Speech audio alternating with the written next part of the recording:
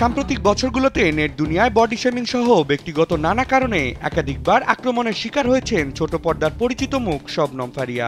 এবারও তার ব্যতিক্রম হলো না। সামাজিক মাধ্যমে শর্টস পরা ফটো আপলোড করে ফের একবার কটাক্ষের মুখে পড়েছেন তিনি।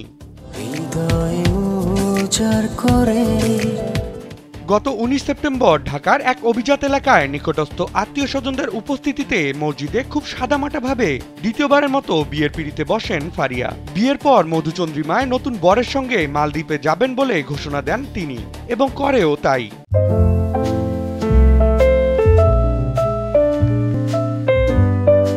তবে বিপত্তি বাধে তখনই, যখন তিনি শ্রীলঙ্কা সফরে নিজস্ব ভেরিফাইড ফেসবুক অ্যাকাউন্ট থেকে শর্টস পরিহিত ফটো আপলোড করে।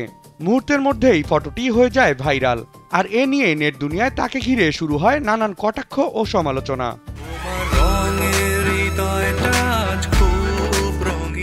ছবিতে দেখা যায় ফারিয়ার পরনে রয়েছে কালো টি শার্ট ও ছোট প্যান্ট। রৌদ্রোজ্জ্বল সৈকতে হাস্যোজ্জ্বল ভঙ্গিতে ক্যামেরাবন্দী হয়েছেন তিনি, কিন্তু সেই হাসিতেই যেন হয়ে উঠেছে বিতর্কের কেন্দ্রবিন্দু। ছবি প্রকাশের পরই মুহূর্তের মধ্যে ফারিয়ার পোস্টের নিচে মিশ্র প্রতিক্রিয়া শুরু হয়।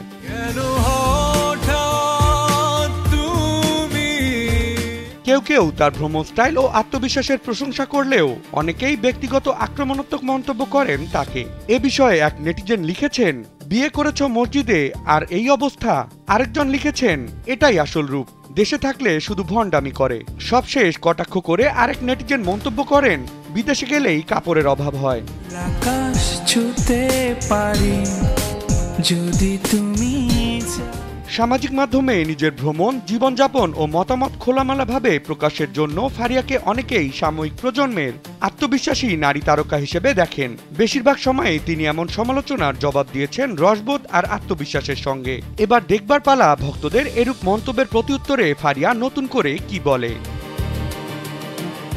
বিনোদন ডেস্ক, কালবেলা।